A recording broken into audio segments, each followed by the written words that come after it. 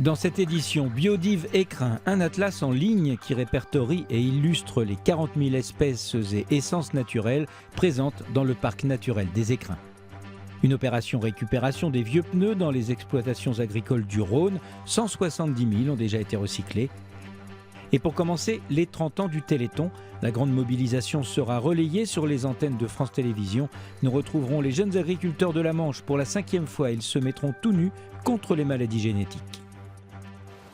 Avec ces jeunes agricultrices et jeunes agriculteurs normands, le Téléthon, c'est à toutes les saisons. Arnaud et Perrine sont éleveurs laitiers dans la Manche.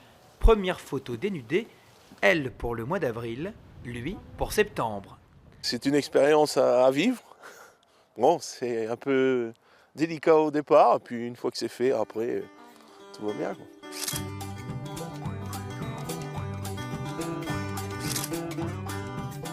Malgré la crise, on montre qu'on est toujours là et que y a des difficultés dans les exploitations, mais on veut faire voir aussi que d'un autre côté, il y a la solidarité.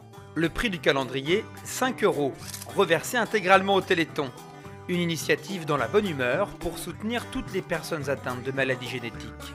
On pense à eux, moi personnellement oui, j'y pense souvent et puis là c'était une occasion de partager ce moment-là.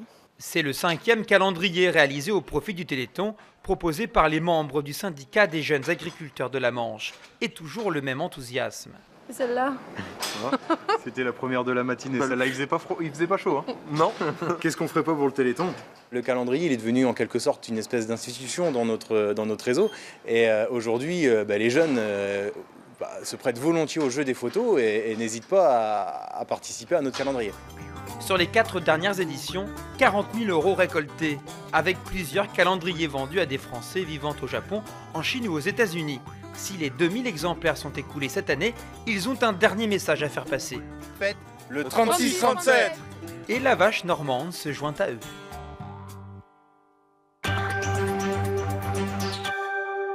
Dans le Rhône, depuis le mois de septembre, la Chambre d'agriculture a récupéré 170 000 pneus qui pourrissaient sur les exploitations. Une collecte lancée pour préserver l'environnement et qui s'est poursuivie ces jours-ci dans les monts du Lyonnais. Il y en a qui, pour s'endormir, comptent les moutons. Un conseil ici, évitez de faire pareil avec les pneus. Sinon, c'est adieu la sieste. Ils sont plus de 3000. Dans le monde agricole, les pneus font partie de la campagne, du paysage. Eh bien, ça va changer. Cette collecte marque leur fin. Adieu pneus. Adieu à cet outil gratuit, issu de la récupération. Idéal pour lester, caler un objet ou une bâche. Idéal mais pas trop écolo. Sur cette exploitation vieille de 30 ans, on s'en débarrasse. Les premiers pneus sont encore là. On les récupérait dans les déchetteries. Enfin, c'était pas des déchetteries à l'époque, c'était dans les crassiers. On avait besoin de pneus. Après, on a récupéré pas mal chez les mécanos qui nous les donnaient, ça les débarrassait. On en a vraiment transporté des pneus. Aujourd'hui, ils repartent, on est content. Sous la bâche d'ensilage, du maïs pour les vaches. Sur la bâche, à la place des pneus, on installe petit à petit des boudins. Il fallait y penser. Il fallait surtout inciter les exploitants à franchir le pas. La Chambre d'agriculture du Rhône a su trouver les arguments. 250 exploitations ont dit oui et ne laisseront plus vieillir les pneus. Et quand ils vieillissent, et c'est une motivation importante pour des éleveurs laitiers, c'est qu'ils se dégradent et notamment il y a des bouts de fer qui se détachent des pneus et qui peuvent du coup rentrer dans l'alimentation animale, ce qui peut malheureusement entraîner la mort de certaines vaches. Et puis c'est éventuellement un risque quand ils sont en tas en cas d'incendie.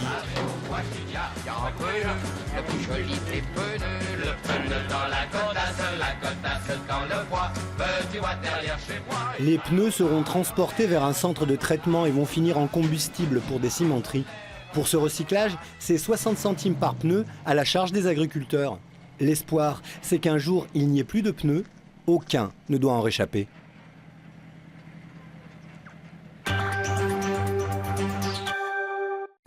Voici une invitation à vous rendre sur le tout nouveau site internet Biodive Écrin, lancé en grande pompe au Muséum d'histoire naturelle de Paris. Il répertorie la richesse animale et végétale du parc naturel des Écrins. Il ne compte pas moins de 400 000 espèces et essences différentes. Elle a été vue dans la patate, ici, assez récemment. Ils observent, ils identifient et ils notent. Cédric Dantan est botaniste, Marc Corail est gardien moniteur du parc des Écrins. Le Grand-Duc, il est là, dans les falaises en dessous. Et là, décembre, c'est un peu les périodes de parade. Là, il chante le soir. Ces deux spécialistes de la faune et de la flore, au regard acéré, sont capables d'identifier toutes les curiosités de la nature. Viens voir Marco.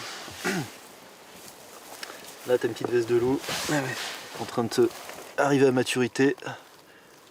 Si on tape dedans, pof, tous les spores sont dispersés.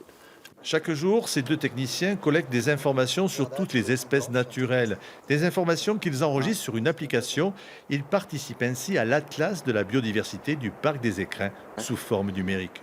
La base de données, elle recense en gros qui a vu quoi, où, comment, dans quelles circonstances.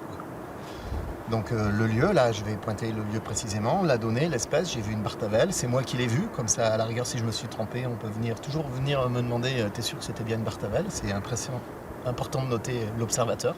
Cet atlas est à découvrir sur le site Biodiv Écrins. C'est la première fois qu'un parc national se lance dans une telle aventure.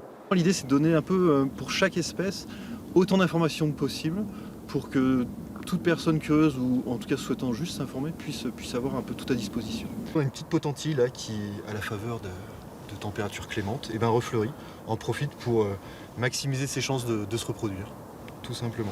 Avec près de 500 000 observations pour plus de 4000 espèces, cet atlas en ligne devrait permettre d'éveiller encore plus la curiosité du grand public pour mieux comprendre et protéger la nature.